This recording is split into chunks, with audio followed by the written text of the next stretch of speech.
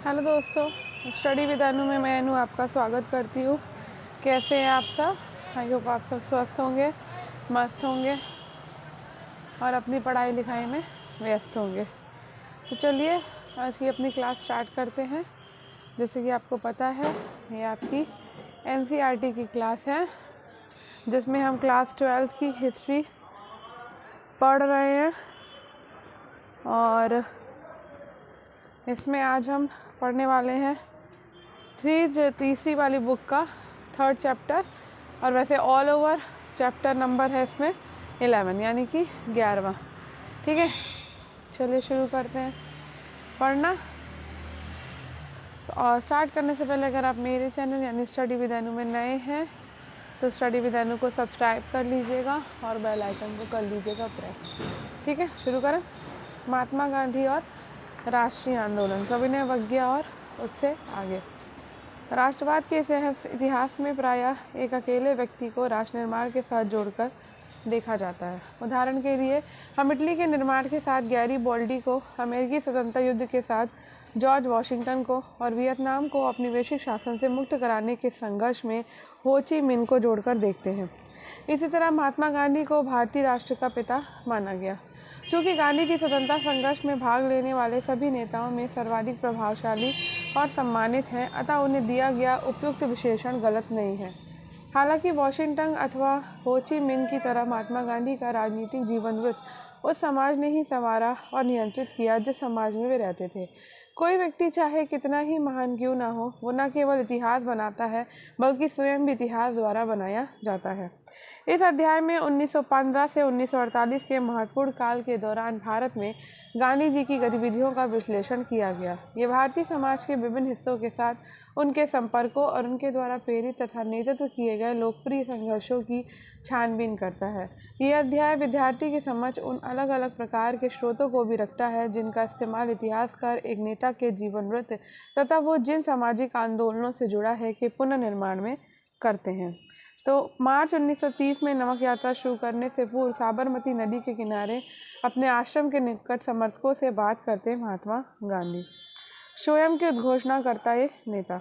मोहनदास करमचंद गांधी विदेश में 2 दशक रहने के बाद जनवरी 1915 में अपनी गृह भूमि वापस आए। इन वर्षों का अधिकांश हिस्सा उन्होंने दक्षिण अफ्रीका में बिताया। यहाँ वे एक वकील के रूप में गए थे और बाद में वे इस क्षेत्र के भारतीय समुदाय के नेता बन गए। जैसा कि इतिहासकार चंदन देव नेसन ने टिप्पणी की कि दक्षिण अफ्रीका ने ही गांधी जी को महात्मा बनाया। दक्षिण अफ्रीका में ही महात्मा गांधी ने पहली बार सत्याग्रह के रूप में जानी गई अहिंसात्मक विरोध को की अपनी विशिष्ट तकनीक का इस्तेमाल किया। विभिन्न धर्मों के बीच सौहार्द बढ़ाने का प्रयास किया तथा उच्च जाति भारतीयों को निम्न जातियों और महिलाओं के प्रति भेदभाव वाले व्यवहार के लिए चेतावनी दी। 1915 में जब महात्मा गांधी भारत आए तो उस समय का भारत 1893 में जब वे यहाँ से गए थे तब के समय से अपेक्षाकृत भिन्न था। यद्यपि ये अभी भी एक ब्रिटिश उपनिवेश था, लेकिन अब ये राजनीतिक दृष्टि से कहीं अधिक सक्रिय हो गया था। अधिकांश प्रमुख शहरों और कस्बों में अब भारतीय राष्ट्रीय कांग्रेस की शाखाएं थीं।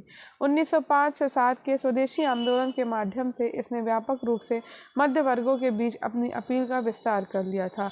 इस आंदोलन ने कुछ प्रमुख नेताओं को जन्म दिया, जिनमें महाराष्ट्र के बाल गंगाधर तिलक, बंगाल के बिपिन चंद्र पाल और पंजाब के लाला लाजपत राय हैं। ये तीनों लाल बाल पाल के रूप में जाने जाते हैं और इन तीनों का ये जोड़ उनके संघर्ष के अखिल भारतीय चरित्र की सूचना देता है, क्योंकि तीनों के मूल निवास क्षेत्र एक दूसरे से बहुत दूर थे। इन नेताओं ने जहां औपनिवेशिक शासन के प्रति लड़ाकू विरोध का समर्थन किया, वहीं उदारवादियों का एक समूह था जो एक क्रमिक व लगातार प्रयास करते रहने के विचार का हिमायती था। इन उदारवादियों में गांधी जी के मान्य राजनीतिक परामर्शदाता गोपाल कृष्ण गोखले के साथ ही मोहम्मद अली जिन्ना थे, जो गांधी जी की ही तरह गुजराती मूल के लंदन में प्रशिक्षित वकील थे। गोखले ने गांधी जी को 1 वर्ष तक ब्रिटिश भारत की यात्रा करने की सलाह दी, जिससे कि वे इस भूमि और इसके लोगों को जान सके। उनकी पहली महत्वपूर्ण सार्वजनिक उपस्थिति फरवरी 1916 में बनारस हिंदू विश्वविद्यालय के उद्घाटन समारोह में हुई। इस समारोह में आमंत्रित व्यक्तियों में वे राजा और मानव प्रेमी थे, जिनके द्वारा दिए गए दान ने बनारस हिंदू विश्वविद्यालय की स्थापना में योगदान दिया। समारोह में एनी बेसेंट जैसे कांग्रेस के कुछ महत्वपूर्ण नेता भी उपस्थित थे। इन प्रतिष्ठित व्यक्तियों की तुलना में गांधी जी की अपेक्षाकृत अज्ञात थे। उन्हें यहाँ भारत के अंदर उनकी प्रतिष्ठा के कारण नहीं बल्कि दक्षिण अफ्रीका में उनके द्वारा किए गए कार्य के आधार पर आमंत्रित किया गया था। जब गांधी जी की बोलने की बारी आई तो उन्होंने मजदूर गरीबों की ओर ध्यान न देने के कारण भारतीय विश्वविद्यालय को आड़े हाथों लिया। उन्होंने कहा कि बनारस हिंदू विश्वविद्यालय की स्थापना निश्चय ही अत्यंत शानदार है, किंतु उन्होंने वहां धनी व सजे संवरे भद्रजनों की उपस्थिति और लाखों गरीब भारतीयों की अनुपस्थिति के बीच की विषमता पर अपनी चिंता प्रकट की। गांधी जी ने विशेष सुविधा प्राप्त आमंत्रितों से कहा कि भारत के लिए एक मुक्ति तब तक संभव नहीं जब तक कि आप अपने को इन अलंकरणों से मुक्त न कर लें और इन्हें भारत के अपने हमवेतनों की भलाई में न लगा दें। वे कहते गए कि हमारे लिए स्वशासन का तब तक कोई अभिप्राय नहीं है जब तक हम किसानों से उनके श्रम का लगभग संपूर्ण लाभ स्वयं अथवा अन्य लोगों को ले लेने की अनुमति देते रहेंगे। हमारी मुक्ति केवल किसानों के माध्यम से ही हो सकती है, ना तो वकील, न डॉक्टर, न जमींदार इसे सुरक्षित रख सकते हैं।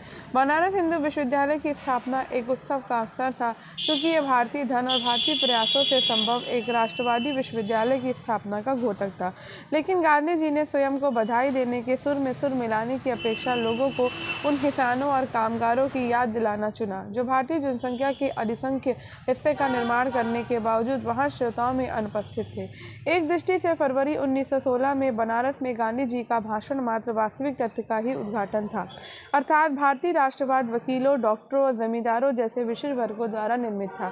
लेकिन दूसरी दृष्टि से देखा जाए तो ये वक्तव्य उनकी मंशा भी जाहिर करता था। ये भारतीय राष्ट्रवाद को संपूर्ण भारतीय लोगों का और अधिक अच्छे ढंग से प्रतिनिधित्व करने में सक्षम बनाने की गांधी जी की स्वयं की इच्छा की प्रथम सार्वजनिक उद्घोषणा थी। उसी वर्ष के अंतिम माह में गांधी जी को अपने नियमों को व्यवहार में लाने का अवसर मिला। दिसंबर 1916 में लखनऊ में हुई वार्षिक कांग्रेस में बिहार में चंपारण से आए एक किसान ने उन्हें वहां अंग्रेज नील उत्पादकों के द्वारा किसानों के प्रति किए जाने वाले कठोर व्यवहार के बारे में बताया। असहयोग की शुरुआत और 1917 का अधिकांश समय महात्मा गांधी को किसानों के लिए काश्तकारी की सुरक्षा के साथ साथ अपनी पसंद की फसल उपजाने की आज़ादी दिलाने में बीता। अगले वर्ष यानी 1918 में गांधी जी गुजरात के अपने गृह राज्य में 2 अभियानों में संलग्न रहे। सबसे पहले उन्होंने अहमदाबाद में एक श्रम विवाद में हस्तक्षेप कर कपड़े की मिलों में काम करने वालों के लिए काम करने की बेहतर स्थितियों की मांग की। इसके बाद उन्होंने खेड़ा में फसल चौपट होने पर राज्य से किसानों को लगान माफ करने की मांग की। चंपारण, अहमदाबाद और खेड़ा में की गई पहल से गांधी जी एक ऐसे राष्ट्रवादी के रूप में उभरे जिनमें गरीबों के लिए गहरी सहानुभूति थी। इसी तरह ये सभी स्थानिक संघर्ष थे। इसके बाद 1919 में औपनिवेशिक शासकों ने गांधी जी की झोली में एक ऐसा मुद्दा डाल दिया जिससे वे कहीं अधिक विस्तृत आंदोलन खड़ा कर सकते थे। 1914 से 18 के महान युद्ध के दौरान अंग्रेजों ने प्रेस पर प्रतिबंध लगा दिया था और बिना जांच के कारावास की अनुमति दे दी थी। अब सर सिडनी रॉलेट की अध्यक्षता वाली एक समिति के संस्तुतियों के आधार पर इन कठोर उपायों को जारी रखा गया। इसके जवाब में गांधी जी ने देश भर में रॉलेट एक्ट के खिलाफ एक अभियान चलाया। उत्तरी और पश्चिमी भारत के कस्बों में चारों तरफ बंद के समर्थन से दुकानों और स्कूलों के बंद होने के कारण जीवन लगभग ठहर सा गया था। पंजाब में विशेष रूप से कड़ा विरोध हुआ, जहाँ के बहुत से लोगों ने युद्ध में अंग्रेजों के पक्ष में सेवा की थी और अब अपनी सेवा के बदले वे इनाम की अपेक्षा कर रहे थे। लेकिन इसकी जगह उन्हें रॉलेट एक्ट दिया गया। पंजाब जाते समय गांधी जी को कैद कर लिया गया, स्थानीय कांग्रेस जनों को गिरफ्तार कर लिया गया तथा प्रांत की स्थिति धीरे धीरे और तनावपूर्ण हो गई तथा अप्रैल 1919 में अमृतसर में ये खून खराबे के चरमोत्कर्ष पर भी पहुंच गई। जब एक अंग्रेज ब्रिगेडियर ने एक राष्ट्रवादी सभा पर गोली चलाने का हुक्म दिया, तब जलियांवाला बाग हत्याकांड के नाम से जाने गए इस हत्याकांड में 400 से अधिक लोग मारे गए। रॉलेट सत्याग्रह से ही गांधी जी की एक सच्चे राष्ट्रीय नेता बन गए। इसकी सफलता से उत्साहित होकर गांधी जी ने अंग्रेजी शासन के खिलाफ असहयोग अभियान की मांग कर दी, जो भारतीय उपनिवेशवाद का खात्मा करना चाहते थे। उनसे आग्रह किया गया कि वे स्कूलों, कॉलेजों और न्यायालय ना जाएं तथा कर ना चुकाएं। संक्षेप में सभी को अंग्रेजी सरकार के साथ सभी ऐच्छिक संबंधों के परित्याग का पालन करने को कहा गया। गांधी जी ने कहा कि यदि असहयोग का ठीक ढंग से पालन किया जाए तो भारत 1 वर्ष के भीतर स्वराज प्राप्त कर लेगा। अपने संघर्ष का और विस्तार करते हुए उन्होंने खिलाफत आंदोलन के साथ हाथ मिला लिए, जो हाल ही में तुर्की शासक कमाल अतातुर्क द्वारा समाप्त किए गए सर्व इस्लामवाद के प्रति खलीफा की पुनर्स्थापना की मांग कर रहा था। एक लोकप्रिय आंदोलन आंदोलन की तैयारी। गांधी जी ने आशा की थी कि असहयोग को खिलाफत के साथ मिलाने से भारत के दो प्रमुख धार्मिक समुदाय हिंदू और मुसलमान मिलकर औपनिवेशिक शासन का अंत कर देंगे। इन आंदोलनों ने निश्चय ही एक लोकप्रिय कार्रवाई के बहाव को उन्मुक्त कर दिया था और ये चीजें औपनिवेशिक भारत में बिल्कुल ही अभूतपूर्व थी। विद्यार्थियों ने सरकार के द्वारा चलाए जा रहे स्कूलों और कॉलेजों में जाना छोड़ दिया, वकीलों ने अदालत में जाने से मना कर दिया और कई कस्बों और नगरों में श्रमिक वर्ग हड़ताल पर चला गया। सरकारी आंकड़ों के मुताबिक 1921 में 396 हड़तालें हुई, जिनमें 6 लाख श्रमिक शामिल थे और इससे 70 लाख कार्य दिवसों का नुकसान हुआ था। देहात भी असंतोष से आंदोलित हो रहा था। उत्तरी आंध्र की पहाड़ी जनजातियों ने वन्य कानूनों की अवहेलना कर दी। अवध के किसानों ने कर नहीं चुकाए। कुमाऊं के किसानों ने औपनिवेशिक अधिकारियों का सामना ढोने से मना कर दिया। इन विरोध आंदोलनों को कभी कभी स्थानीय राष्ट्रवादी नेतृत्व की अवज्ञा करते हुए कार्यान्वित किया गया। किसानों, श्रमिकों और अन्य ने इसकी अपने ढंग से व्याख्या की तथा औपनिवेशिक शासन के साथ असहयोग के लिए उन्होंने ऊपर से प्राप्त निर्देशों पर टिके रहने के बजाय अपने हितों में से मेल खाते तरीकों का इस्तेमाल कर कार्रवाई की। महात्मा गांधी के अमेरिकी जीवनी लेखक लुई फिशर ने लिखा है कि असहयोग भारत और गांधी जी के जीवन के एक युग का ही नाम हो गया। असहयोग शांति की दृष्टि से नकारात्मक किंतु प्रभाव की दृष्टि से बहुत सकारात्मक था। इसके लिए प्रतिवाद, परित्याग और स्व अनुशासन आवश्यक थे। ये स्व शासन के लिए एक प्रशिक्षण था। 1857 के विद्रोह के बाद पहली बार असहयोग आंदोलन के परिणाम स्वरूप अंग्रेजी राज की नींव हिल गई। फरवरी 1922 में किसानों के एक समूह ने संयुक्त प्रांत के चौरी चौरा पूर्वा में एक पुलिस स्टेशन पर आक्रमण कर उसमें आग लगा दी। इस अग्निकांड में कई पुलिस वालों की जान चली गई। हिंसा की इस कार्रवाई से गांधी जी को यह आंदोलन तत्काल वापस लेना पड़ा। उन्होंने जोर दिया कि किसी भी तरह की उत्तेजना को निहत्थे और एक तरह से भीड़ की दया पर निर्भर व्यक्तियों की घृणित हत्या के आधार पर उचित नहीं ठहराया जा सकता। असहयोग आंदोलन के दौरान हजारों भारतीयों को जेल में डाल दिया गया। स्वयं गांधी जी को मार्च 1922 में राजद्रोह के आरोप में गिरफ्तार कर लिया गया। उन पर जांच की कार्रवाई की अध्यक्षता करने वाले जज जस्टिस C.N. ब्रूमफील्ड ने उन्हें सजा सुनाते समय एक महत्वपूर्ण भाषण दिया। जज ने टिप्पणी की कि इस तथ्य को नकारना असंभव होगा कि मैंने आज तक जिनकी जांच की है अथवा करूंगा, आप उनसे भिन्न श्रेणी के हैं। इस तथ्य को नकारना असंभव होगा कि आपके लाखों देशवासियों की दृष्टि में आप एक महान देशभक्त और नेता हैं। यहाँ तक कि राजनीति में जो लोग आपसे भिन्न मत रखते हैं, वे भी आपको उच्च आदर्शों और पवित्र जीवन वाले व्यक्ति के रूप में देखते हैं। चूंकि गांधी जी ने कानून की अवहेलना की थी, अतः उस न्यायपीठ के लिए गांधी जी को 6 वर्षों की जेल की सजा सुनाया जाना आवश्यक था। लेकिन जज ब्रूमफील्ड ने कहा कि यदि भारत में घट रही घटनाओं की वजह से सरकार के लिए सजा के इन वर्षों में कमी और आपको मुक्त करना संभव हुआ, तो इससे मुझसे ज़्यादा कोई प्रसन्न नहीं होगा। जन नेता 1922 तक गांधी जी ने भारतीय राष्ट्रवाद को एकदम परिवर्तित कर दिया और इस प्रकार फरवरी 1916 में बनारस हिंदू विश्वविद्यालय में अपने भाषण में किए गए वायदों को उन्होंने पूरा किया। अब यह व्यावसायिकों और बुद्धिजीवियों का ही आंदोलन नहीं रह गया था। अब हजारों की संख्या में किसानों, श्रमिकों नहीं रह गया था। अब 1921 में दक्षिण भारत की यात्रा के दौरान गांधी जी ने अपना सिर मुंडवा लिया और गरीबों के साथ अपना तादात्म्य स्थापित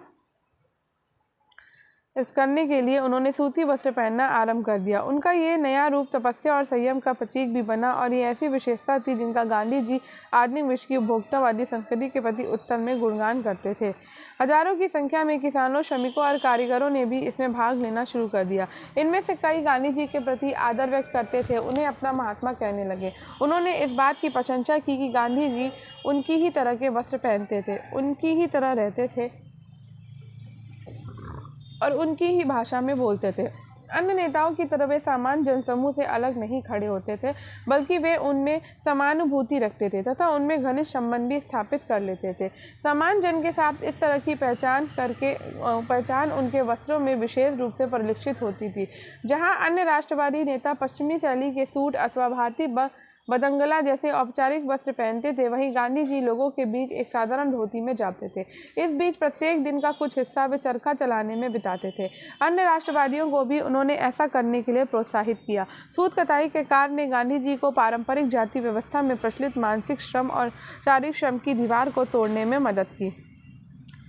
इसको बाद में पढ़ेंगे। इतिहासकार शाहिद अमीन ने एक मंत्रमुग्ध कर देने वाले अध्ययन में स्थानीय प्रेस द्वारा ज्ञात रिपोर्टों और अफवाहों के जरिए पूर्वी उत्तर प्रदेश के किसानों के मन में महात्मा गांधी जी की कल्पना थी, उसे ढूंढ निकालने की कोशिश की। फरवरी 1921 में जब वे इस क्षेत्र से गुजर रहे तो हर जगह भीड़ ने उनका बड़े प्यार से स्वागत किया। उनके भाषणों के दौरान कैसा माहौल होता था, इस पर गोरखपुर के एक हिंदी समाचार पत्र ने ये रिपोर्ट लिखी है। पटना में गांधी जी ने स्थानीय जनता को संबोधित किया और इसके बाद ट्रेन गोरखपुर के लिए रवाना हो गई। नून खार, देवरिया, गौरी बाजार, चौरी चौरा और कुसुमही स्टेशनों पर 15 से 20 हजार से कम लोग नहीं थे। महात्मा जी कुसुमही के दृश्य को देखकर बहुत प्रसन्न हुए, क्योंकि जंगल के बीच स्थित होने के बावजूद उस स्टेशन पर 10 हजार से कम लोग नहीं थे।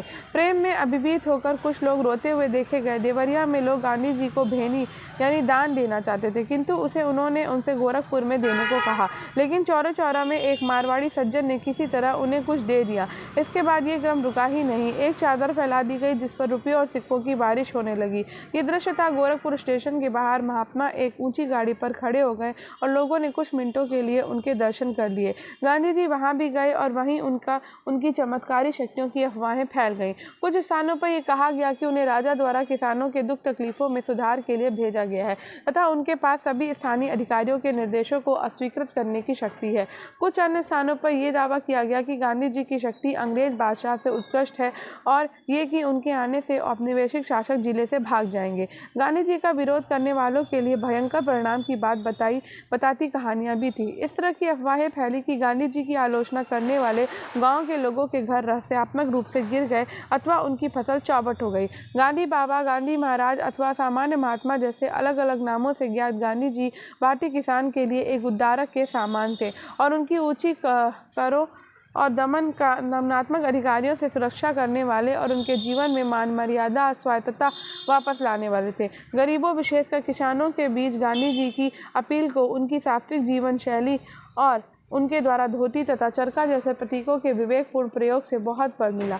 झांसी से महात्मा गांधी एक व्यापारी व पेशे से वकील थे, लेकिन उनकी सादी जीवन शैली तथा हाथों से काम करने के प्रति उनके लगाव की वजह से वे गरीब श्रमिकों के प्रति बहुत अधिक समानुभूति रखते थे तथा बदले में वे लोग गांधी जी से समानुभूति रखते थे। जहाँ अधिकांश अन्य राजनीतिक उन्हें कृपा की दृष्टि से देखते थे, वहीं ये न केवल उनके जैसा दिखने बल्कि उन्हें अच्छी तरह समझने और उनके जीवन के साथ स्वयं को जोड़ने के लिए सामने आते थे। महात्मा गांधी का जन अनुरोध निसंदेह कपट से मुक्त था और भारतीय राजनीति के संदर्भ में तो बिना किसी पूर्वाधारण के ये भी कहा जा सकता था कि राष्ट्रवाद के आधार को व्यापक बनाने में उनकी सफलता का राज उनके द्वारा सावधानी पूर्वक किया गया संगठन था। भारत के विभिन्न भागों में कांग्रेस की नई शाखाएं खोली गईं। रजवाड़ों में राष्ट्रवादी सिद्धांत को बढ़ावा देने के लिए प्रजा मंडलों की एक श्रृंखला स्थापित की गई। गांधी जी ने राष्ट्रवादी संदेश का संचार शासकों की अंग्रेजी भाषा की जगह मातृभाषा में करने को प्रोत्साहित किया। इस प्रकार कांग्रेस की प्रांतीय समितियां ब्रिटिश भारत की कृत्रिम सीमाओं की अपेक्षा भाषाई क्षेत्रों पर आधारित थी। इन अलग अलग तरीकों से राष्ट्रवाद देश के सुदूर हिस्सों तक फैल गया और अब इसमें वे सामाजिक वर्ग भी शामिल हो गए जो अभी तक इससे अछूते थे। अब तक कांग्रेस के समर्थकों में कुछ बहुत ही समृद्ध व्यापारी और उद्योगपति शामिल हो गए थे। भारतीय उद्यमियों ने यह बात जल्द ही समझ ली कि उनके अंग्रेज प्रतिद्वंदी आज जो लाभ पा रहे हैं, स्वतंत्र भारत में ये चीजें समाप्त हो जाएंगी। जी.डी. बिरला जैसे कुछ उद्यमियों ने राष्ट्रीय आंदोलन का खुला समर्थन किया, जबकि अन्य ने ऐसा मौन रूप से किया। इस प्रकार गांधी जी के प्रशंसकों में गरीब किसान और धनी उद्योगपति दोनों ही थे। हालांकि किसानों के द्वारा गांधी जी का अनुकरण करने के लिए उद्योगपतियों के कारणों से कुछ भिन्न और संभवतः परस्पर विरोधी थे। हालांकि महात्मा गांधी की स्वयं बहुत महत्वपूर्ण भूमिका थी, लेकिन गांधीवादी राष्ट्रवाद का विकास बहुत हद तक उनके अनुयायियों पर निर्भर करता था। 1917-1922 के बीच भारतीयों के लिए एक बहुत ही प्रतिभाशाली वर्ग ने स्वयं को गांधी जी से जोड़ लिया। इनमें महादेव देसाई, वल्लभ भाई पटेल, जे.बी. कृपलानी, सुभाष चंद्र बोस, अबुल कलाम आजाद, जवाहरलाल नेहरू, सरोजनी नायडू, गोविंद वल्लभ पंत, श्री राजगोपालाचारी शामिल थे। गांधी जी के ये घनिष्ठ सहयोगी विशेष रूप से भिन्न भिन्न क्षेत्रों के साथ ही भिन्न भिन्न धार्मिक परंपराओं से आए थे। इसके बाद उन्होंने अनगिनत अन्य भारतीयों को कांग्रेस में शामिल होने और इसके लिए काम करने के लिए प्रेरित किया।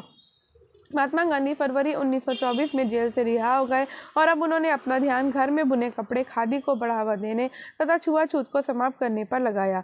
गांधी जी राजनीति जितने थे उतने ही वे समाज सुधारक भी थे।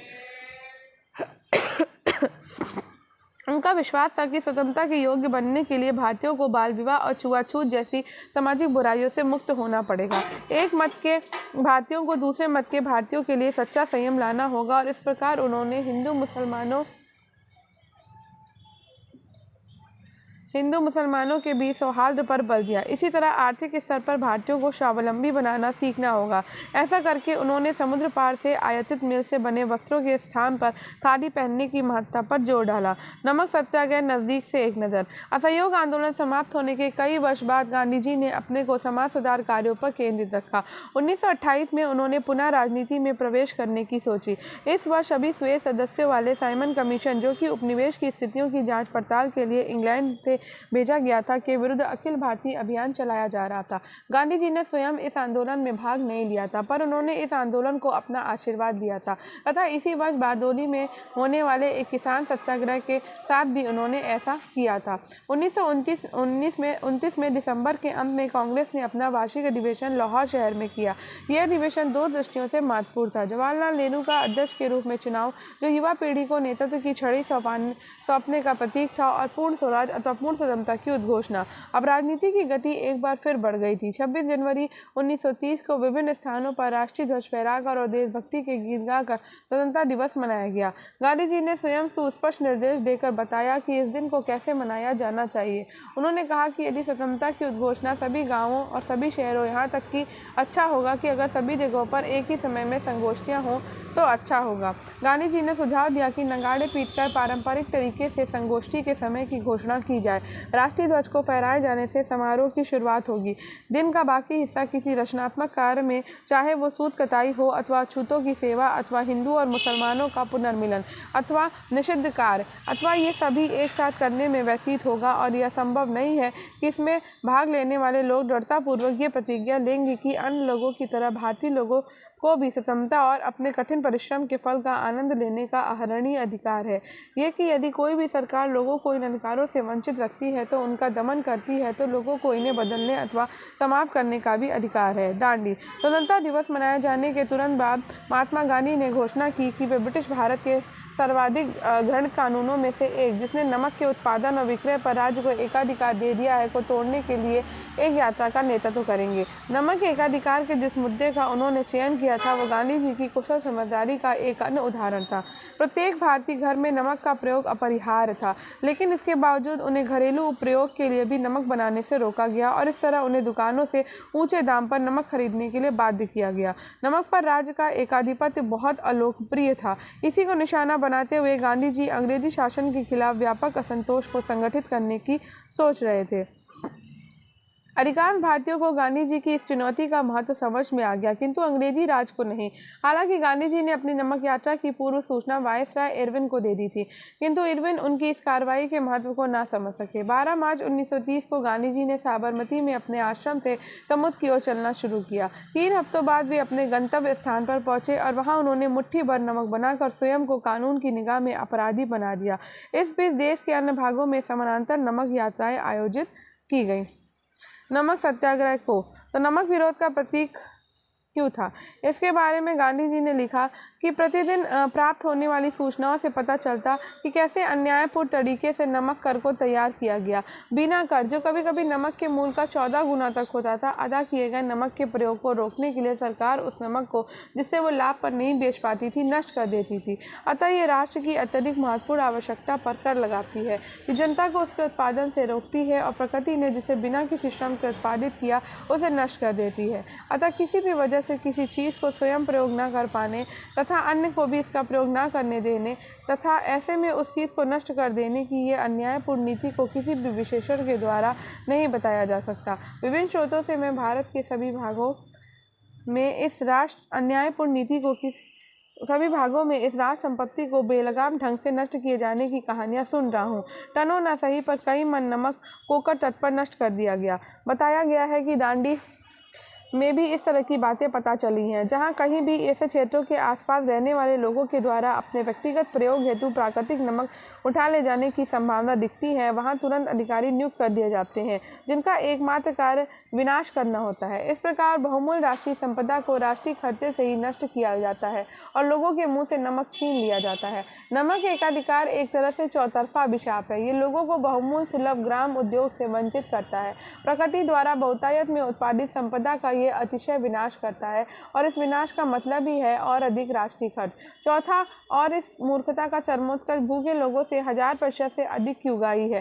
सामान्य जन की उदासीनता की वजह से ही लंबे समय से ये कर अस्तित्व में बना रहा। आज जनता पर्याप्त रूप से जग चुकी है, अब तक इस कर को समाप्त करना होगा। कितनी जल्दी इसे खत्म कर दिया जाए ये लोगों की क्षमता पर निर्भर करता है। औपनिवेशिक सरकार द्वारा नमक को क्यों नष्ट किया जाता था? महात्मा गांधी नमक कर को अन्य करों की तुलना में अधिक दंडात्मक क्यों मानते हैं? कल हम नमक कर कानून तोड़ेंगे।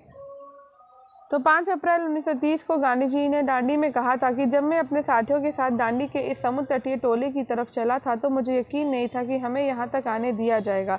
जब मैं साबरमती में था तब भी ये अफवाह थी कि मुझे गिरफ्तार किया जा सकता है। तब मैंने सोचा कि सरकार मेरे साथियों को तो दांडी तक आने देगी, लेकिन मुझे निश्चय है कि छूट नहीं मिलेगी। यदि कोई ये कहता है कि इससे मेरे हृदय में अपूर्ण आस्था का संकेत मिलता है तो मैं इस आरोप को नकारने वाला नहीं हूँ।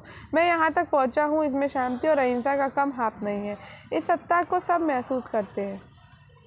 अगर सरकार चाहे तो वो अपने इस आचरण के लिए अपनी पीठ थपथपा सकती है, क्योंकि सरकार चाहती तो हम में से हर एक को गिरफ्तार कर सकती थी। जब सरकार ये कहती है कि उसके पास शांति की सेना को गिरफ्तार करने का साहस नहीं था तो हम उसकी प्रशंसा करते हैं। सरकार को ऐसी सेना की गिरफ्तारी में शर्म महसूस होती है। अगर कोई व्यक्ति ऐसा काम करने में शर्मिंदा महसूस करता है तो उसके पड़ोसियों को भी रास नहीं आ सकता, तो वो एक शिष्ट सभ्य व्यक्ति है। सरकार को हमें गिरफ्तार न करने के लिए बधाई दी जानी चाहिए, भले ही उसने विश्व जनमत का ख्याल करके ही ये फैसला क्यों न लिया हो।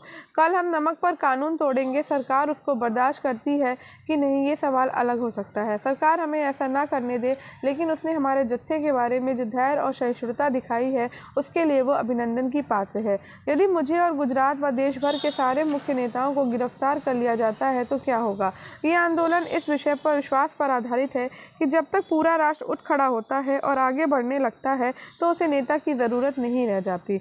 असहयोग आंदोलन की तरह अधिकृत रूप से स्वीकृत राष्ट्रीय अभियान के अलावा भी विरोध की असंख्य धाराएं थी। देश के विशाल भाग में किसानों ने दमनकारी औपनिवेशिक वन कानूनों का उल्लंघन किया, जिसके कारण वे और उनके मवेशी उन्हीं जंगलों में नहीं जा सकते थे जहां तक जमाने में वे बेरोक टोक घूमते थे। कुछ कस्बों में फैक्ट्री कामगार हड़ताल पर चले गए, वकीलों ने ब्रिटिश अदालतों का बहिष्कार कर दिया और विद्यार्थियों ने सरकारी शिक्षा संस्थानों में पढ़ने से इनकार कर दिया। 1920 और 22 की तरह इस बार भी गांधी जी के आह्वान ने तमाम भारतीय वर्गों को औपनिवेशिक शासन के विरुद्ध अपना असंतोष व्यक्त करने के लिए प्रेरित किया। जवाब में सरकार असंतुष्टों को हिरासत में लेने लगी। नमक सत्याग्रह के सिलसिले में लगभग 60,000 लोगों को गिरफ्तार किया गया। गिरफ्तार होने वालों में गांधी जी भी थे। समुद्र तट की ओर गांधी जी की यात्रा की प्रगति का पता उनकी गतिविधियों पर नजर रखने के लिए तैनात पुलिस अफसरों द्वारा भेजी गई गोपनीय रिपोर्टों से लगाया जा सकता है। इन रिपोर्टों में रास्ते में के गांवों में गांधी जी द्वारा दिए गए भाषण भी मिलते हैं,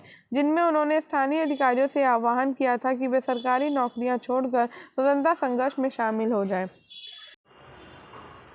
गांधी जी ने ऊंची जाति वालों को संबोधित करते हुए कहा था कि यदि आप स्वराज के हक में आवाज़ उठाते हैं तो आपको अछूतों की सेवा करनी पड़ेगी। सिर्फ नमक कर या अन्य करों के खत्म हो जाने से आपको स्वराज नहीं मिल जाएगा। स्वराज के लिए आपको अपनी उन गलतियों का प्रायश्चित करना होगा जो आपने अछूतों के साथ करी। स्वराज के लिए हिंदू, मुसलमान, पारसी और सिख सबको एकजुट होना पड़ेगा। ये स्वराज की सीढ़ियां हैं। पुलिस के जासूसों ने अपनी रिपोर्टों में लिखा था कि गांधी जी की सभाओं में तमाम जातियों के औरत मर्द शामिल हो रहे हैं। उनका कहना था कि हजारों वॉलंटियर राष्ट्रवादी उद्देश्य के लिए सामने आ रहे हैं। उनमें से बहुत सारे ऐसे सरकारी अफसर थे जिन्होंने औपनिवेशिक शासन में अपने पदों से इस्तीफे दे दिए थे। सरकार की भेजी अपनी रिपोर्ट में जिला पुलिस सुप्रिंटेंडेंट ने लिखा था कि श्री गांधी शांत और निश्चित दिखाई दिए।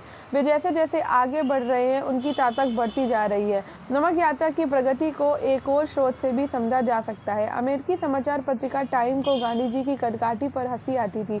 पत्रिका ने उनके तकुए जैसे शरीर और मकड़ी जैसे पेड़ों का खूब मजाक उड़ाया था। इस यात्रा के बारे में अपनी पहली रिपोर्ट में ही टाइम ने नमक यात्रा के मंजिल तक पहुंचने पर अपनी गहरी शंका व्यक्त कर दी थी।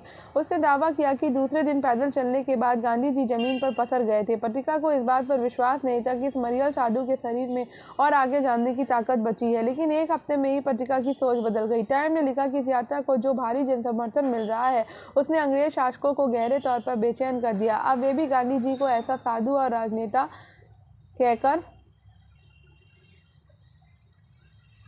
कहकर सलामी देने लगे, जो ईसाई धर्मावलंबियों के खिलाफ ईसाई तरीकों का ही हथियार के रूप में इस्तेमाल कर रहा है। संवाद। नमक यात्रा कम से कम 3 कारणों से उल्लेखनीय थी। पहला, यही वह घटना थी जिसके चलते गांधी जी दुनिया की नज़र में है। इस यात्रा को यूरोप और अमेरिकी प्रेस ने व्यापक कवरेज दी। दूसरे, ये पहली राष्ट्रवादी गतिविधि थी जिसमें औरतों ने बढ़ चढ़कर हिस्सा लिया था। समाजवादी कार्यकर्ता कमला देवी चट्टोपाध्याय ने गांधी जी को समझाया कि वो अपने आंदोलनों को पुरुषों तक ही सीमित न रखें। कमला देवी खुद असंख्य औरतों में से एक थी जिन्होंने नमक या शराब कानूनों का उल्लंघन करते हुए सामूहिक गिरफ्तारी दी थी। तीसरा और संभवतः सबसे महत्वपूर्ण कारण ये था कि नमक यात्रा के कारण ही अंग्रेजों को यह एहसास हुआ था कि अब उनका राज बहुत दिन नहीं टिक सकेगा और उन्हें भारतीयों को भी सत्ता में हिस्सा देना पड़ेगा।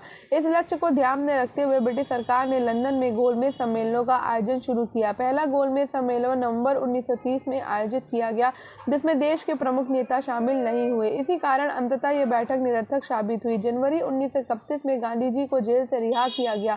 अगले ही महीने वायसराय के साथ उनकी कई लंबी बैठकें हुई। इन्हीं बैठकों के बाद गांधी इरविन समझौते पर सहमति बनी, जिसकी शर्तों में सविनय अवज्ञा आंदोलन को वापस लेना, सारे कैदियों की रिहाई और तटीय इलाकों में नमक उत्पादन की अनुमति देना शामिल था। रेडिकल राष्ट्रवादियों ने इस समझौते की आलोचना की क्योंकि गांधी जी वायसराय से भारतीयों के लिए राजनीतिक स्वतंत्रता का आश्वासन हासिल नहीं कर पाए थे। गांधी जी को इस संभावित लक्ष्य की प्राप्ति के लिए केवल वार्ताओं का आश्वासन मिला था।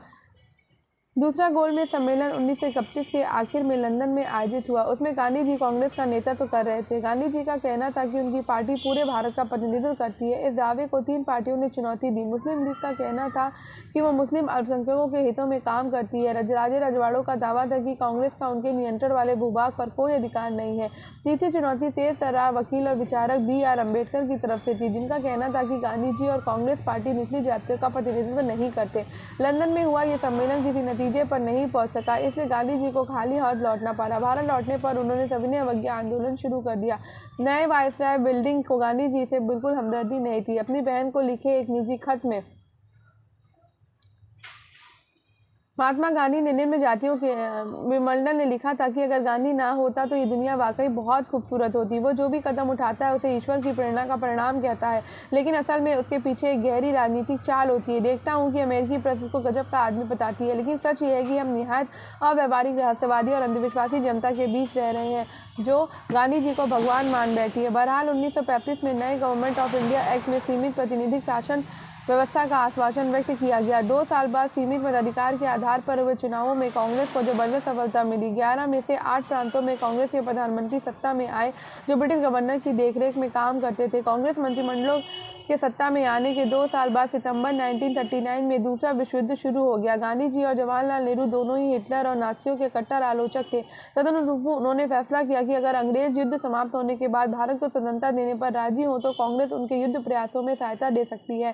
सरकार ने उनका प्रस्ताव खारिज कर दिया। इसके विरोध में कांग्रेसी मंत्रिमंडलों ने अक्टूबर 1939 में इस्तीफा दे दिया।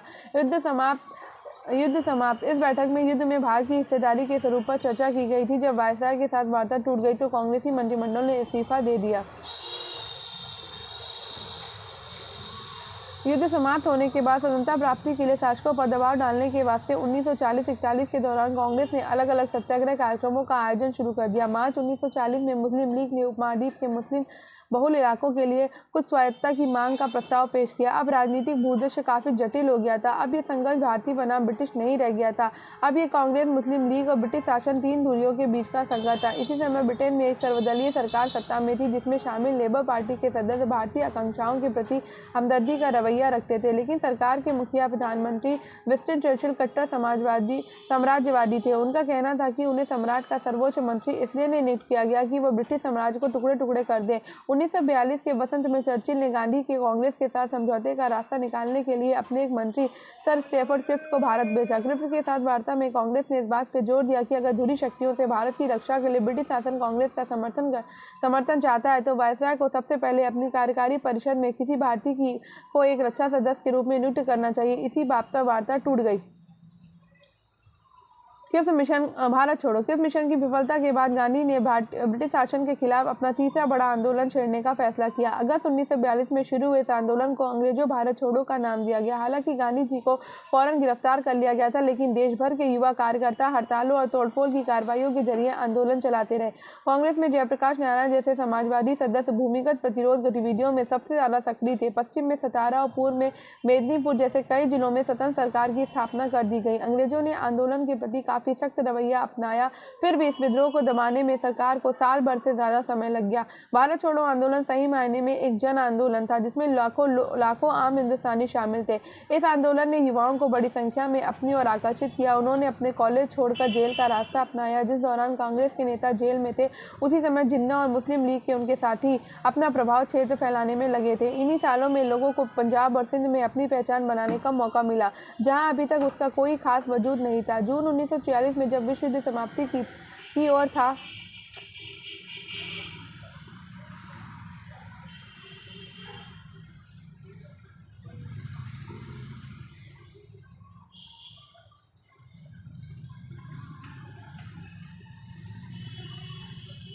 कहाँ पे थे हम? हाँ, जब विश्व युद्ध समाप्ति की ओर था तो गांधी जी को रिहा कर दिया गया। जेल से निकलने के बाद उन्होंने कांग्रेस और लोगों के बीच फासले को पाटने के लिए जिन्ना के साथ कई बार बात की। 1945 से ब्रिटेन में लेबर पार्टी की सरकार बनी। ये सरकार भारतीय स्वतंत्रता के पक्ष में थी। उसी समय वायसराय वेवेल ने कांग्रेस और मुस्लिम लीग के प्रतिनिधियों के बीच कई बैठकों का आयोजन किया। 1946 की शुरुआत में प्रांतीय विधानमंडलों के लिए नए सिरे से चुनाव कराए गए। सामान्य श्रेणी में कांग्रेस को भारी सफलता मिली। मुसलमानों के लिए आरक्षित सीटों पर मुस्लिम लीग को भारी बहुमत प्राप्त हुआ। राजनीतिक ध्रुवीकरण पूरा हो चुका था। 1946 की गर्मियों में कैबिनेट मिशन भारत आया और इस मिशन ने कांग्रेस और मुस्लिम लीग को एक ऐसी संघीय व्यवस्था पर राजी करने का प्रयास किया जिसमें भारत के भीतर विभिन्न प्रांतों को सीमित स्वायत्तता दी जा सकती थी। कैबिनेट मिशन का यह प्रयास भी विफल रहा। वार्ता टूट जाने के बाद जिन्ना ने पाकिस्तान की स्थापना के लिए लीग की मांग के समर्थन में एक प्रत्यक्ष कार्यवाही दिवस का आह्वान किया। इसके लिए 16 अगस्त 1946 का दिन तय किया गया था। इसी दिन कलकत्ता में खूनी संघर्ष शुरू हो गया। ये हिंसा कलकत्ता से शुरू होकर ग्रामीण बंगाल, बिहार और संयुक्त प्रांत व पंजाब तक फैल गई। कुछ स्थानों पर मुसलमानों को तो कुछ अन्य स्थानों पर हिंदुओं को निशाना बनाया गया। फरवरी 1947 में वेवेल की जगह माउंटबेटन को वायसराय नियुक्त किया गया। उन्होंने वार्ताओं के एक अंतिम दौर का आह्वान किया। अब सुलह के लिए उनका ये प्रयास भी विफल हो गया तो उन्होंने ऐलान कर दिया कि ब्रिटिश भारत को स्वतंत्रता दे दी जाएगी, लेकिन उसका विभाजन भी होगा। औपचारिक सत्ता हस्तांतरण के लिए 15 अगस्त का दिन नियुक्त किया गया और उस दिन भारत के विभिन्न भाग में लोगों ने जमकर खुशियां मनाई। दिल्ली में जब संविधान सभा के अध्यक्ष ने मोहनदास करमचंद गांधी को राष्ट्रपिता की उपाधि देते हुए संविधान सभा की बैठक शुरू की तो बहुत देर तक करतब ध्वनि होती रही। असेंबली के बाहर भीड़ महात्मा गांधी की जय के नारे लगा रही थी। आखिरी बहादुराना दिन 15 अगस्त 1947 को राजधानी में हो रहे उत्सवों में महात्मा गांधी नहीं थे। उस समय वे कलकत्ता में थे, लेकिन उन्होंने वहां भी ना तो किसी कार्यक्रम में हिस्सा लिया, ना ही कहीं झंडा फहराया। गांधी जी उस दिन 24 घंटे के उपवास पर थे। उन्होंने इतने दिन तक जिस स्वतंत्रता के लिए संघर्ष किया था वो एक अकल्पनीय कीमत पर उन्हें मिली थी। उनका राष्ट्र विभाजित था। हिंदू मुसलमान एक दूसरे की गर्दन पर सवार थे। उनके जीवनी लेखक डी.जी. तेंदुलकर ने लिखा कि सितंबर और अक्टूबर के दौरान गांधी जी पीड़ितों को सांत्वना देते हुए अस्पतालों और शरणार्थी शिविरों के चक्कर लगा रहे थे। उन्होंने सिखों, हिंदुओं और मुसलमानों से आह्वान किया कि वे अतीत को बुलाकर अपनी पीड़ा पर ध्यान देने की बजाय एक दूसरे के प्रति भाईचारे का हाथ बढ़ाने तथा शांति में रहने का संकल्प लें। गांधी जी और नेहरू के आग्रह पर कांग्रेस ने अल्पसंख्यकों के अधिकारों पर एक प्रस्ताव पारित कर दिया। कांग्रेस ने 2 राष्ट्र सिद्धांत को कभी स्वीकार नहीं किया था। जब उसे अपनी इच्छा के विरुद्ध बंटवारे पर मंजूरी देनी पड़ी तो भी उसका दृढ़ विश्वास था कि भारत बहुत सारे धर्मों और बहुत सारी नस्लों का देश है और ऐसे ही बनाए रखा जाना चाहिए। पाकिस्तान में हालात जो रहे, भारत लोकतांत्रिक धर्मनिरपेक्ष राष्ट्र होगा जहाँ सभी नागरिकों को पूर्ण अधिकार प्राप्त होंगे तथा धर्म के आधार पर भेदभाव के बिना सभी को राज्य की ओर से संरक्षण का अधिकार होगा। कांग्रेस ने आश्वासन दिया कि वो अल्पसंख्यकों के नागरिक अधिकारों के किसी भी अतिक्रमण के विरुद्ध हर मुमकिन रक्षा करेगी। बहुत सारे विद्वानों ने स्वतंत्रता बाद के महीनों को गांधी जी के जीवन का श्रेष्ठतम क्षण कहा। बंगाल में शांति स्थापना के लिए अभियान चलाने के बाद गांधी जी दिल्ली आ गए। यहाँ से वे दंगाग्रस्त पंजाब के जिलों में जाना चाहते थे, लेकिन राजधानी में ही शरणार्थियों की आपत्तियों के कारण उनकी सभाएं अस्त व्यस्त होने लगी। बहुत सारे शरणार्थियों को उनकी सभाओं में कुरान की आयतों को पढ़ने की प्रथा पर आपत्ति थी। कई लोग इस बात पर नारे लगाने लगते थे कि गांधी जी हिंदुओं और सिखों को पीड़ा के बारे में बात क्यों नहीं करते जो अभी भी पाकिस्तान में फंसे हुए हैं। डी.जी. तेंदुलकर के शब्दों में गांधी जी पाकिस्तान में भी अल्पसंख्यक समुदाय के कष्टों को बारों में समान रूप से चिंतित थे। उन्हें राहत प्रदान करने के लिए वे वहां भी जाना चाहते थे, लेकिन वहां वे किस मुंह से जा सकते थे, जबकि दिल्ली में ही मुसलमानों को पूरी सुरक्षा का आश्वासन नहीं दे पा रहे थे। 20 जनवरी को गांधी जी पर हमला हुआ, लेकिन वे अविचलित अपना काम करते रहे। 26 तारीख को उन्होंने अपनी प्रार्थना सभा में इस बात का जिक्र किया कि बीते सालों में इस दिन 26 जनवरी को किस तरह स्वतंत्रता दिवस के रूप में मनाया जाता था। अब स्वतंत्रता मिल चुकी थी, लेकिन उसके शुरुआती महीने गहरे तौर पर मोहभंग वाले साबित हुए। फिर भी उनको विश्वास था कि बुरी घड़ी बीत चुकी है। भारत के लोग अब सभी वर्गों और धर्मों की समानता के लिए काम करेंगे और संख्यक समुदाय पर बहुत समुदाय का वर्चस्व व श्रेष्ठता स्थापित नहीं होगी, भले ही अब संख्यक समुदाय संख्या या प्रभाव की दृष्टि से जितना भी छोटा क्यों ना हो। उन्होंने ये आशा भी जताई कि यद्यपि भौगोलिक और राजनीतिक रूप से भारत 2 भागों में बंट चुका है, लेकिन हृदय में हम सभी सदैव मित्र एवं भाई रहेंगे, एक दूसरे के मदद व सम्मान देते रहेंगे और शेष विश्व के लिए हम एक ही होंगे। गांधी जी ने स्वतंत्र और अखंड भारत के लिए जीवन भर युद्ध लड़ा, फिर भी हम देश विभाजित हो गया और उनकी इच्छा थी कि दोनों देश एक दूसरे के साथ सम्मान और दोस्ती के संबंध बनाए रखें। बहुत सारे भारतीयों को उनका ये सहृदय आचरण पसंद नहीं था। 30 जनवरी की शाम को गांधी जी की दैनिक प्रार्थना सभा में एक युवक ने उनको गोली मारकर मौत की नींद सुला दिया। उनके हत्यारे ने कुछ समय बाद आत्मसमर्पण कर दिया। उसका नाम नाथूराम गोडसे था। गांधी जी की मृत्यु से चारों ओर गहरे शोक की लहर दौड़ गई। भारत भर के राजनीतिक फलक पर उन्हें भावभीनी श्रद्धांजलि दी गई। जॉर्ज ऑरवेल और एल्बर्ट आइंस्टीन जैसे विख्यात गैर भारतीयों ने भी उनकी मृत्यु पर हृदयस्पर्शी शब्दों में शोक संदेश भेजे।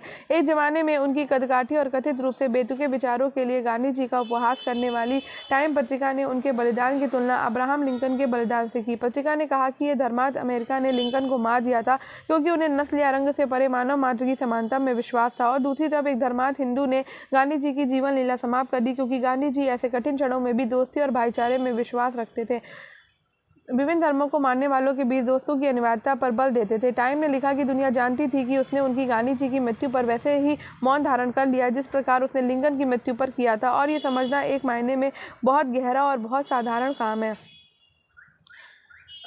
गांधी को समझना। हमारे पास बहुत सारे स्रोत उपलब्ध हैं जिनके जरिए हम गांधी जी के राजनीतिक सफर और राष्ट्रीय आंदोलन के इतिहास को सूत्रबद्ध कर सकते हैं। सार्वजनिक स्वर और निजी लेखन।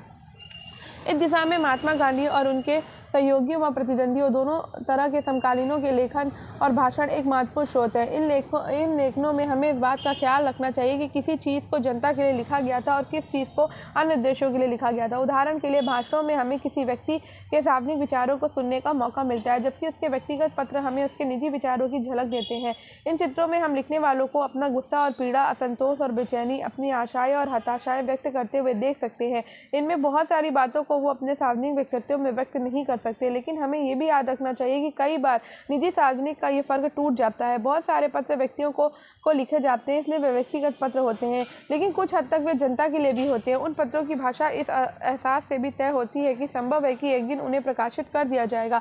किसी पत्र के प्रकाशित हो जाने की आशंका के कारण बहुधा लोग निजी पत्रों में भी अपना मत स्वतंत्रतापूर्वक व्यक्त नहीं कर पाते। महात्मा गांधी हरिजन नामक अपने अखबार में उन पत्रों को प्रकाशित करते थे, उन्हें लोगों से मिलते थे। नेहरू ने राष्ट्रीय आंदोलन के दौरान उन्हें लिखे गए पत्रों का एक संकलन तैयार किया और उसे a bunch of old letters, पुराने पत्रों का पुलिंदा के नाम से प्रकाशित किया। अच्छा, ये सारे के सारे पत्र हैं, अब बाद में पढ़ते हैं इनको। छवि गणना। आत्मकथाएं भी हमें उस अतीत का ब्यौरा देती हैं जो मानवीय विवरणों के हिसाब से काफ़ी समृद्ध होता है, परंतु यहाँ भी हमें इस बात का ध्यान रखना चाहिए कि हम आत्मकथाओं को किस तरह पढ़ते हैं और उनकी कैसे व्याख्या करते हैं। हमें याद रखना चाहिए कि आत्मकथाएं प्रायः स्मृति के आधार पर लिखी गई होती हैं। उनसे हमें पता चलता है कि लिखने वालों को क्या याद रहा, उसे कौन सी चीज़ें महत्वपूर्ण दिखाई दी, या वो क्या याद रखना चाहता था, या वो औरों की नज़र में अपनी ज़िंदगी को किस तरह दर्शाना चाहता था। आत्मकथा लिखना अपनी तस्वीर गढ़ने का एक तरीका है। फलस्वरूप इन विवरणों को पढ़ते हुए हमें ये देखने का प्रयास करना चाहिए कि जो लेखक हमें नहीं दिखाना चाहता, हमें उन चुप्पियों का कारण समझना चाहिए। इच्छित या अनिच्छित विस्मृति के उन कृत्यों को समझना चाहिए।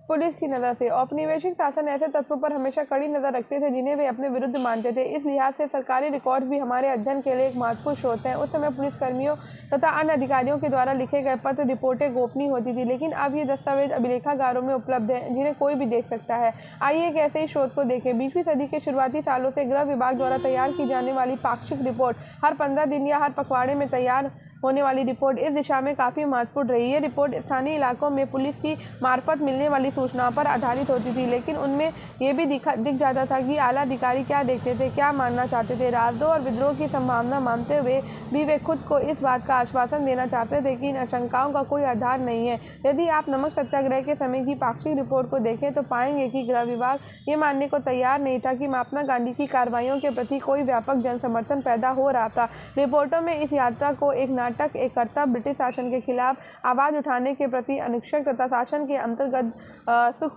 सुखपूर्वक जीवन व्यतीत कर रहे लोगों को गोलबंद करने की एक हताश कोशिश के रूप में प्रस्तुत किया गया था।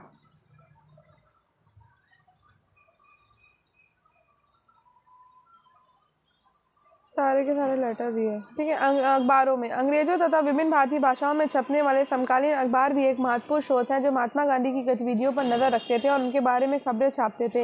ये अखबार इस बात का भी संकेत देते हैं कि आम भारतीय इनके बारे में क्या सोचते थे, लेकिन अखबारी ब्यूरो को पूर्वाग्रह से मुक्त नहीं माना जाना चाहिए। ये अखबार प्रकाशित करने वाले ऐसे लोग थे जिनकी अपनी राजनीतिक सोच और विश्व दृष्टिकोण था। उनके विचारों से ये तय होता था कि क्या प्रकाशित किया जाएगा और घटनाओं की रिपोर्टिंग किस तरह की जाएगी। इसलिए लंदन से निकलने वाले अखबार के विवरण भारतीय राष्ट्रवादी अखबार में छपने वाले रिपोर्टों जैसे नहीं हो सकते थे।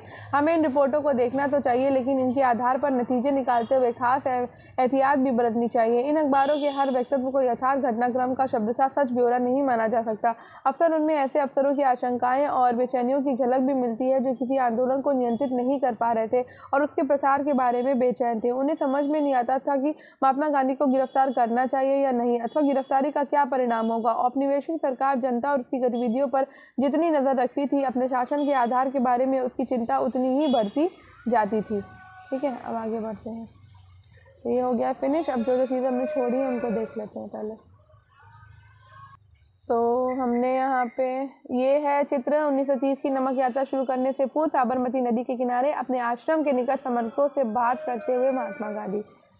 उसके बाद ये है दक्षिण अफ्रीका के जोहान्सबर्ग में महात्मा गांधी फरवरी 1908 में। ठीक है, उसके बाद में कराची में महात्मा गांधी मार्च 1916 में है। ठीक, फिर उसके बाद में खिलाफत आंदोलन क्या था? तो खिलाफत आंदोलन 1919 से 1920 में मोहम्मद अली और शौकत अली के नेतृत्व में भारतीय मुसलमानों का एक आंदोलन था और इस आंदोलन की निम्नलिखित मांगे थी। पहले के ऑटोमन साम्राज्य के सभी इस्लामी पवित्र स्थानों पर तुर्की सुल्तान अथवा खलीफा का नियंत्रण बना रहे। जजीरात उल अरब सीरिया, इराक, फिलिस्तीन इस्लामी संप्रभुता के अधीन रहे तथा खलीफा के पास इतने क्षेत्र हों कि वो इस्लामी विश्वास को सुरक्षित करने के योग्य बन सके। कांग्रेस ने इस आंदोलन का समर्थन किया और गांधी जी ने इसे असहयोग आंदोलन के साथ मिलाने की कोशिश करी। ठीक है, ये है असहयोग आंदोलन 1922 का चित्र जिसमें विदेशी वस्त्रों को इकट्ठा किया जा रहा है ताकि उन्हें आग से जलाया जा सके। फिर है चरखों के साथ महात्मा गांधी भारतीय राष्ट्रवाद की सर्वाधिक स्थायी पहचान बन गए थे। ठीक है, चरखा तो गांधी जी आधुनिक युग, महात्मा गांधी आधुनिक युग जिसमें मशीनों ने मानव को गुलाम बनाकर श्रम को हटा दिया था कि घोर आलोचक थे। उन्होंने चरखा को एक ऐसे मानव समाज के प्रतीक के रूप में देखा जिसमें मशीनों और प्रौद्योगिकियों को बहुत महिमा मंडित नहीं किया जाएगा। इसमें भी अधिक चरखा को गरीबों को पूरक आमदनी प्रदान कर सकता था और उन्हें स्वावलंबी बना सकता था। मेरी आपत्ति मशीन के प्रति सनक से है। ये सनक श्रम बचाने वाली मशीनरी के लिए है। ये तब तक श्रम बचाते रहेंगे जब तक कि हजारों लोग बिना काम के और भूख से मरने के लिए सड़कों पर ना फेंक दिए जाए। मैं मानव समुदाय के किसी एक हिस्से के लिए नहीं बल्कि सभी के लिए समय और श्रम बचाना चाहता हूँ। मैं धन का केंद्रीकरण कुछ ही लोगों के हाथों में नहीं बल्कि सभी के हाथों में करना चाहता हूँ। ये यंग इंडिया में 13 नवंबर 1924 में लिखा था। फिर खद्दर मशीनरी को नष्ट नहीं करना चाहता बल्कि ये इसके प्रयोग को नियमित करता है और इसके विकास को नियंत्रित करता है। यह मशीनरी का प्रयोग सर्वाधिक गरीब लोगों के लिए उनकी अपनी झोपड़ियों में करता है, पर यह अपने आप में ही मशीनरी का एक उत्कृष्ट नमूना है। ये यंग इंडिया 17 मार्च 1927 में लिखा हुआ है। चमत्कारिक और अविश्वसनीय तो संयुक्त प्रांत के स्थानीय समाचार पत्रों में उस समय फैली कई अफवाहें दर्ज हैं। ये अफवाहें थी कि जिस किसी भी व्यक्ति ने महात्मा गांधी की शक्ति को परखना चाहा उसे अचंभा हुआ। पहला, बस्ती गांव के सिकंदर साहू ने 15 फरवरी को कहा कि वो महात्मा गांधी से तब विश्वास करेगा जब उसके कारखाने जहां गुड़ का उत्पादन होता था में गन्ने के रस से भरा कड़ाहा उबलता हुआ 2 भाग में टूट जाएगा। तुरंत ही कड़ाहा वास्तव में बीच में से 2 हिस्सों में टूट गया। आजमगढ़ के एक किसान ने कहा कि वो महात्मा गांधी जी की प्रामाणिकता में तब विश्वास करेगा जब उसके खेत में लगाए गए गेहूं तिल में बदल जाएंगे और अगले दिन उस खेत का सारा गेहूं तिल बन गया। तो ऐसी अफवाहें थी। महात्मा गांधी का विरोध करने वाले लोग निरपवाद रूप से किसी न किसी त्रासदी का शिकार हुए थे। गोरखपुर से एक सज्जन ने चरखा चलाए जाने की आवश्यकता पर प्रश्न उठाया और उनके घर में आग लग गई। 2 अप्रैल 1921 में उत्तर प्रदेश के एक गांव में कुछ लोग जुआ खेल रहे थे। किसी ने उन्हें ऐसा करने से रोका। जुआ खेल रहे समूह में से एक ने रुकने से मना कर दिया और गांधी जी को अपशब्द कहा। अगले दिन उसकी बकरी को उसके ही 4 कुत्तों ने काट खाया। तीसरा, गोरखपुर के एक गांव में किसानों ने शराब पीना छोड़ने का निश्चय किया। एक व्यक्ति अपने निश्चय पर कायम नहीं रहा और जब वो शराब की दुकान की तलाश में जा रहा था, उसके रास्ते में रोड़ों की बारिश होने लगी और जो ही उसने गांधी जी का नाम लिया, रोड़ों की बारिश बंद हो गई। Shahid Amin Gandhi ji as Mahatma Subaltern Studies 3rd Oxford University Press Delhi का ये लिखा हुआ लेख है। यहाँ पर है दांडी यात्रा मार्च 1930 की। ठीक है, ये है 6 अप्रैल 1930 को दांडी यात्रा की समाप्ति पर सत्याग्रही प्राकृतिक नमक को उठाते हुए। नमक सत्याग्रह की हमने पढ़ लिया है। कल हम नमक कानून तोड़ेंगे, ये भी हम पढ़ चुके हैं। जनवरी 1931 में जेल से महात्मा गांधी की रिहाई के बाद आंदोलन की भावी योजना के बारे में चर्चा करने के लिए इलाहाबाद में कांग्रेस के नेताओं की बैठक हुई थी और इस चित्र में आप जवाहरलाल नेहरू, जमनालाल बजाज, सुभाष चंद्र बोस, गांधी जी, महादेव देसाई अग्रभाग में और सरदार वल्लभ भाई पटेल को देख सकते हैं। पृथक निर्वाचन के बारे में समस्या। तो गोलमेज सम्मेलन के दौरान गांधी जी ने दलित वर्गों के लिए पृथक निर्वाचन प्रस्ताव में खिलाफ अपनी दलील पेश करते हुए कहा था कि अस्पृश्यों के लिए पृथक निर्वाचन का प्रावधान करने से उनकी दास्ता स्थायी रूप ले लेगी। क्या आप चाहते हैं कि अस्पृश्य हमेशा अस्पृश्य ही बने रहे? पृथक निर्वाचिका से उनके प्रति कलंक का ये भाव और मजबूत हो जाएगा। जरूरत इस बात की है कि अस्पृश्यता का विनाश किया जाए और जब आप ये लक्ष्य प्राप्त कर ले तो ये अड़ियल श्रेष्ठ वर्ग के द्वारा एक कमतर वर्ग पर थोप दी गई ये अवैध व्यवस्था भी समाप्त हो जाएगी। जब आप इस अवैध प्रथा को नष्ट कर देंगे तो किसी को पृथक निर्वाचक की आवश्यकता ही कहाँ रह जाएगी। ये है चित्र दूसरे गोलमेज सम्मेलन लंदन का नवंबर 1931 में। गांधी जी ने निम्न जातियों के लिए पृथक निर्वाचक की मांग का विरोध किया। उनका मानना था कि ऐसा करने पर समाज की मुख्य धारा में उनका एकीकरण नहीं हो पाएगा और वे स्वर्ण हिंदुओं से हमेशा के लिए अलग रह जाएंगे। पृथक निर्वाचन पर अंबेडकर के विचार क्या थे?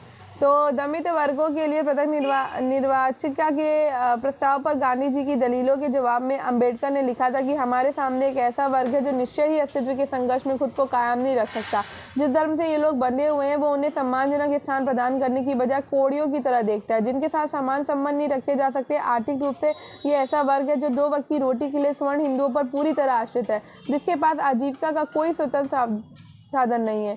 न केवल हिंदुओं के सामाजिक पूर्वाग्रह के कारण उनके सारे रास्ते बंद हैं, बल्कि समग्र इतिहास में हिंदू समाज ने उनके सामने खुलने वाली हर संभावना को बंद कर दिया जिसमें दमित वर्गों को जीवन में ऊपर उठने का कोई अवसर न मिल सके। इन परिस्थितियों में सभी निष्पक्ष सोच वाले व्यक्ति इस बात पर सहमत होंगे कि आज सबसे बड़ी आवश्यकता यही है कि ऐसे अपंग समुदाय के पास संगठित निरंकुशता के विरुद्ध जीवन के संघर्ष का एकमात्र रास्ता यही है कि उसे राजनीतिक सत्ता में हिस्सा मिले जिससे वो अपनी रक्षा कर सके। Doctor Baba Saheb Ambedkar void Congress and Gandhi have into the untouchables writings and speeches 19 का। ठीक है, ये है महात्मा गांधी और राजेंद्र प्रसाद वायसराय लिलिथगो के साथ बैठक के लिए जाते हुए 13 अक्टूबर 1939 को। इस बैठक में युद्ध में भारत की हिस्सेदारी के स्वरूप पर चर्चा की गई थी और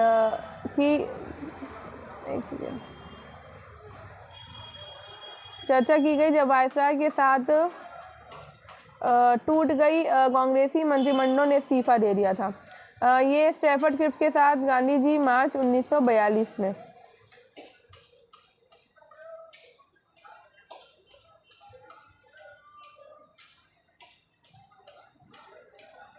1943। तो 19वीं सदी के आखिर में जाति व्यवस्था और जमींदारी के खिलाफ महाराष्ट्र में एक गैर ब्राह्मण आंदोलन विकसित हो चुका था और इस आंदोलन ने 1930 के दशक तक राष्ट्रवादी आंदोलन के साथ संबंध स्थापित कर दिया। 1943 में महाराष्ट्र के सतारा जिले में कुछ युवा नेताओं ने सेवा दलों तथा तूफान दलों के साथ मिलकर एक प्रति सरकार समानांतर सरकार की स्थापना कर ली थी। उन्होंने जन आंदोलन का आयोजन किया और रचनात्मक कार्य किए। कुंभी किसानों के दबदबे और दलितों के सहयोग से चलने वाली सतारा प्रति सरकार सरकारी दमन तथा अंतिम दौर में कांग्रेस की असहमति के बावजूद 1946 के चुनावों तक चलती रही। ये भारत छोड़ो आंदोलन के दौरान बम्बई में औरतों का एक जुलूस। ये है दाईं ओर जवाहरलाल नेहरू और बाएं के बैठे सरदार वल्लभ भाई पटेल के साथ विचार विमर्श करते हैं महात्मा गांधी। नेहरू और पटेल कांग्रेस के भीतर दो अलग राजनीतिक प्रवृत्तियों समाजवादी और रूढ़िवादी का प्रतिनिधित्व करते थे। महात्मा गांधी को अक्सर इन दोनों समूहों के बीच मध्यस्थता करनी पड़ती थी।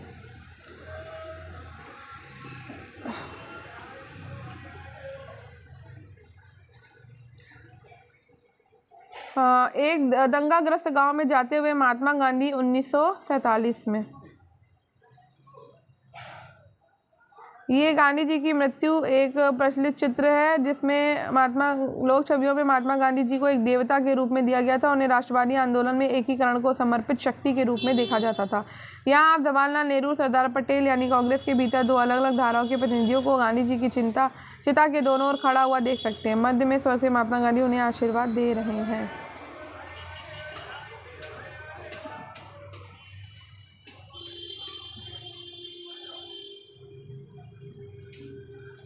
एक घटना पत्रों के आईने में। 1920 के दशक में जवाहरलाल नेहरू समाजवाद से लगातार प्रभावित हो जा रहे थे और 1928 में जब वे यूरोप की यात्रा में लौटे तो सोवियत संघ के प्रयोग से गहरे तौर से प्रभावित थे। जब उन्होंने समाजवादियों जयप्रकाश नारायण, नरेंद्र देव, एन.जी. रंगा और अन्य के साथ घनिष्ठतापूर्वक काम करना शुरू किया तो कांग्रेस के भीतर समाजवादियों और रूढ़िवादियों के बीच एक खाई पैदा हो गई।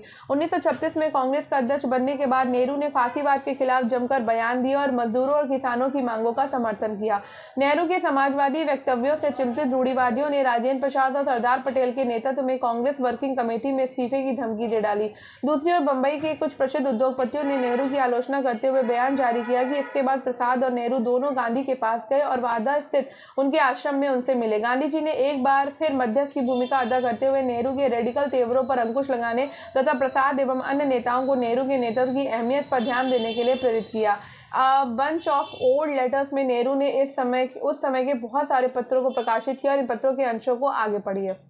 अ बंच ऑफ लेटर से, मेरे प्रिय जवाहरलाल जी, कल आपसे विदा लेने के बाद हमने महात्मा जी के साथ लंबी बातचीत और आपस में देर तक चर्चा की। हम समझते हैं कि आपको हमारी ओर से अपनाए गए मार्ग पर काफी दुख है और हमारे पत्र के भावों से आप विशेषता आहत हुए हैं। आपको शर्मिंदा करना या आपको चोट पहुंचाना कभी भी हमारा इरादा नहीं था और अगर आपको ऐसा लगता है कि इससे आपको ठेस पहुंची है तो हम बिना किसी हिचक के अपना पत्र वापस ले लेते हैं या उसे संशोधन कर लेते हैं, परंतु हमने समग्र स्थिति पर पुनः विचार करने के बाद ये पत्र अपने इस्तीफे वापस लेने का फैसला कर लिया। हमें लगता है कि प्रेस में छापे आपके बारे में बयानों में आप कांग्रेस के समान कार्यक्रम पर उतना नहीं बोल रहे हैं जितना कि एक ऐसे विषय पर बोल रहे हैं जिसे कांग्रेस ने स्वीकृति नहीं दी, और ऐसा करते हुए आप वर्किंग कमेटी में हमारे मुट्ठी भर सहयोगियों और कांग्रेस के अल्पसंख्यक वर्ग के प्रवक्ता की तरह बोल रहे हैं, न कि बहुल वर्ग के प्रतिनिधि के रूप में, जिसकी कांग्रेस अध्यक्ष के नाते हमें आपसे अपेक्षा थी। हमारे विरुद्ध लगातार एक अभियान चलाया जा रहा है जिससे हमें ऐसे व्यक्तियों के रूप में प्रस्तुत किया गया है जिनका समय बीत चुका है, जो पुराने पड़ चुके हैं और वर्तमान में अप्रासंगिक हो चुके हैं, विचारों का प्रतिनिधित्व करते हैं। हम ऐसे लोगों के रूप में प्रस्तुत किया जा रहा है जो देश की प्रगति में बाधक है और जिन्हें उन पदों से हटा दिया जाना चाहिए जो उन्होंने अनाधिकार प्राप्त कर लिया है। हमने महसूस किया कि अन्य लोगों ने हमारे साथ भारी अन्याय किया और कर रहे हैं तथा हमें आपसे ये संरक्षण नहीं मिल रहा है जो एक सहकर्मी और हमारा अध्यक्ष होने के नाते हमें आपसे मिलना चाहिए। आपका राजेंद्र प्रसाद। ये इलाहाबाद में 5 जुलाई 1936 का लेटर है। मेरे प्रिय बापू, मैं कल रात ही यहाँ पहुंचा हूँ जब से मैं वार्धा से आया हूँ। शारीरिक दुर्बलता और मानसिक अशांति से घिरा हुआ हूँ। यूरोप से लौटने के बाद से मैंने पाया कि वर्किंग कमेटी की बैठकों में मैं बुरी तरह थक जाता हूँ। मेरी ऊर्जा क्षीण पड़ जाती है और हर नए अनुभव के बाद मैं और ज्यादा बूढ़ा महसूस करने लगता हूँ। चीजों को दुरुस्त करने और संकट को टालने में आपने जो कष्ट उठाया है और आपके लिए मैं इसका आभारी हूँ। मैंने राजेंद्र बाबू द्वारा भेजा गया दूसरा पत्र दोबारा पढ़ा और उन्होंने जो गंभीर आरोप मुझ पर लगाए उन्हें देखा है। तथ्य को चाहे कितनी भी विनम्रता से प्रस्तुत किया जाए, उनका आशय ये है कि मैं एक असहनीय मुसीबत बन चुका हूँ और मेरे जो भी गुण है, थोड़ा बहुत क्षमता, ऊर्जा, गंभीरता, कमोबेश प्रभावित करने वाला व्यक्तित्व सभी खतरनाक बन चुके हैं क्योंकि ये एक गलत रथ समाजवाद को आगे बढ़ा रहे हैं और इन बातों के निष्कर्ष स्पष्ट है। मैंने अपनी पुस्तक में और उसके पश्चात भी अपने वर्तमान विचारों के बारे में विस्तार से लिखा है। मेरे बारे में कोई फैसला लेने के लिए सामग्री की कमी नहीं है। वे विचार आकस्मिक भी नहीं है, वे मेरा हिस्सा है और यद्यपि मैं भविष्य में उन्हें बदल सकता हूँ, लेकिन जब तक मैं उन्हें नहीं छोड़ता मुझे उनको अभिव्यक्त करना ही होगा क्योंकि मैं व्यापक एकता को महत्वपूर्ण मानता हूँ, इसलिए मैंने कोमलतम शब्दों में उन्हें व्यक्त किया और निश्चय निष्कर्ष ही बजाय विचार विमर्श के लिए प्रस्ताव के रूप में ही ज़्यादा प्रस्तुत किया है। मुझे इस पद्धति में और कांग्रेस को जो कुछ भी कर रही है उसके बीच कोई टकराव दिखाई नहीं देता। जहाँ तक चुनावों का संबंध है, मेरा मानना है कि मेरा रवैया इस दिशा में निश्चय ही एक लाभकारी साधन था, क्योंकि उनसे जनता में उत्साह का संचार हुआ, परंतु मेरे कोमल और स्पष्ट रवैये को मेरे सहयोगी खतरनाक और क्षतिकारक मानते हैं। मुझे यहाँ तक कहा गया कि भारत में गरीबी और बेरोजगारी पर इस तरह बार बार जोर देना बेवकूफ़ी है, या कम से कम ये गलत तो था ही। आपने मुझे बताया था कि आप कोई व्यक्तित्व जारी करना चाहते हैं। मैं आपके व्यक्तित्व का स्वागत करूंगा, क्योंकि मैं मानता हूँ कि हर दृष्टिकोण देश के सामने प्रस्तुत किया जाना चाहिए। ये जवाहरलाल नेहरू का है, ठीक है। ये सारे पत्र हैं, क्या क्या मैं पढ़ूं।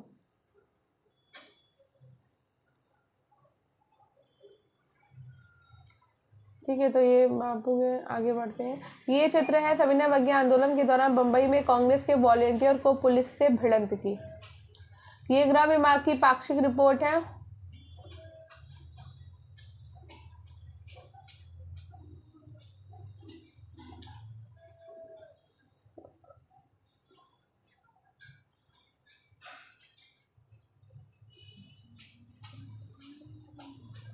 ये चित्र है, इस तरह के चित्रों से ये प्रदर्शित होता है कि महात्मा गांधी के बारे में लोगों की समझ क्या थी और लोकप्रिय छापों में उन्हें कैसे व्यक्त किया जाता था। राष्ट्रवाद के वर्ष में महात्मा गांधी केंद्र में छायों के रूप में दिख रहे हैं और विचारों और नेताओं और मनुष्यों के चित्र हैं, ठीक है। इस तरह कालक्रम है। 1915 में गांधी जी दक्षिण अफ्रीका से लौटे। 1917 में चंपारण आंदोलन हुआ। 1918 में खेड़ा गुजरात में किसान आंदोलन और अहमदाबाद में मजदूर आंदोलन हुआ। 1919 में रॉलेट सत्याग्रह मार्च अप्रैल में हुआ। 1919 में जलियांवाला बाग हत्याकांड और जलियांवाला बाग हत्याकांड अप्रैल में हुआ। 1921 में असहयोग आंदोलन और खिलाफत आंदोलन हुआ। 1928 में बारदोली में किसान आंदोलन हुआ। 1929 में लाहौर अधिवेशन दिसंबर में पूर्ण स्वराज को कांग्रेस का लक्ष्य घोषित किया गया। 1930 में सविनय अवज्ञा आंदोलन शुरू हो गया और दांडी मार्च अप्रैल में हुआ। 1931 में गांधी इरविन समझौता मार्च में और दूसरा गोलमेज सम्मेलन दिसंबर में हुआ। 1935 में गवर्नमेंट ऑफ इंडिया एक्ट में सीमित प्रतिनिधि सरकार में गठन का आश्वासन मिला। 1939 में कांग्रेस मंत्रिमंडलों का त्यागपत्र हुआ। 1942 में भारत छोड़ो आंदोलन शुरू हो गया अगस्त में और 1946 में गांधी जी सांप्रदायिक हिंसा को रोकने के लिए नोआखली और अन्य हिंसाग्रस्त इलाकों का दौरा करते हैं और इसी के साथ ये वाला लेसन भी हो जाता है फिनिश, ठीक है। तो यहाँ पर थोड़ा सा अच्छा इसको पढ़ के देखते हैं कि गृह विभाग की जो पाक्षिक रिपोर्ट है वो क्या कह रही है। तो मार्च 1930 का पहला पखवाड़ा। गुजरात में आ रहे तेज राजनीतिक बदलावों पर यहाँ गहरी नजर रखी जा रही है और इससे प्रांत की राजनीतिक परिस्थितियों पर किसी हद तक और क्या प्रभाव पड़ेगा इसका अभी अंदाजा लगाना मुश्किल है। रबी की फसल अच्छी हुई है, इसलिए फिलहाल किसान फसलों की कटाई में व्यस्त है। विद्यार्थी आने वाली परीक्षाओं की तैयारी में जुटे हैं। मध्य प्रांत और बरार, तो ये हर जगह जगह की रिपोर्ट है, गृह विभाग की रिपोर्ट है जो हर जगह जगह की छप रही। बंगाल के बारे में, बिहार उड़ीसा के बारे में। बंगाल दूसरा ध्यान। तो इसी के साथ ही हमारा ये वाला चैप्टर हो जाता है फिनिश। काफ़ी लंबा चैप्टर था, कुछ चीज़ें इसमें छोड़ी जो मुझे लग नहीं रहा इम्पोर्टेंट है। तो अगर वीडियो पसंद आया हो तो वीडियो को लाइक करिए, शेयर करिए और चैनल को कर दीजिएगा सब्सक्राइब। स्टडी विद अनु के साथ कनेक्टेड रहिए। मिलते हैं, बाय बाय। कल अपना लास्ट लेसन करेंगे और इसके साथ ही आपकी हिस्ट्री हो जाएगी समाप्त। उसके बाद हम पॉलिटी शुरू कर देंगे या फिर देखते हैं, एक बार मैं चेक कर लूँगी और कुछ बचा तो नहीं है हिस्ट्री में। चलिए बाय।